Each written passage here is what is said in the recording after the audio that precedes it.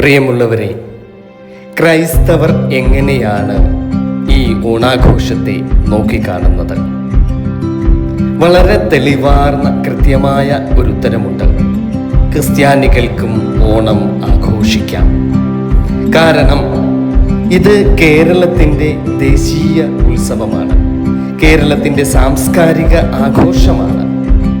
ജാതി മതഭേദമന്യേ എല്ലാവരും ഒരുമിച്ച് ആഘോഷിക്കുന്ന ഏറ്റവും മനോഹരമായിട്ടുള്ള ഒരു ആഘോഷമാണ് ഓണം. ഇതുവരെ നമ്മൾ കേട്ടിട്ടില്ല ഓണ ആചാരം എന്ന പദപ്രയോഗം. കാരണം ഇത് ഒരു ആഘോഷമാണ്. ഒരുപക്ഷെ ലോകത്തിൻ്റെ മറ്റൊരു രാജ്യങ്ങളിലും കാണാത്ത പരസ്പര സ്നേഹത്തിൻ്റെ, കരുതലിൻ്റെ, കരുണയുടെ, ഒത്തുചേരലിൻ്റെ ഒക്കെ ഒരു പ്രതീകമാണ് ഈ ഓണം. എന്നാൽ അതേസമയം തന്നെ അതിന് ഹൈന്ദവ മതത്തിൻ്റെതായിട്ടുള്ള ചില ആചാരാനുഷ്ഠാനങ്ങളുണ്ട്. ഒരുപക്ഷെ നമ്മൾ ആ കാര്യങ്ങളിലേക്കൊന്നും കടക്കുന്നില്ലല്ലോ.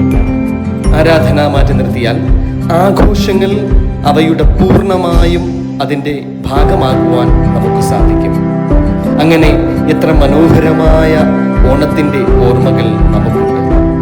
അതുകൊണ്ട് ദയവ് ചെയ്ത് ഇങ്ങനെയുള്ള കാര്യങ്ങളിൽ വർഗീയതയുടെ വിത്തുകൾ വിതയ്ക്കരുത്. നമുക്ക് വളരെ കൃത്യമായ ബോധമുണ്ട് എന്താണ് ചെയ്യേണ്ടത്, എന്താണ് ചെയ്യേണ്ടാത്തത് എന്ന്. അതിനെ ദീർഘമായ ഒരു ചർച്ചയ്ക്ക് വിധേയമാക്കാതെ സന്തോഷത്തോടെ, സമാധാനത്തോടെ ഓണം ആഘോഷിക്കുവാനായിട്ട് നമ്മൾ പരിശ്രമിക്കുക.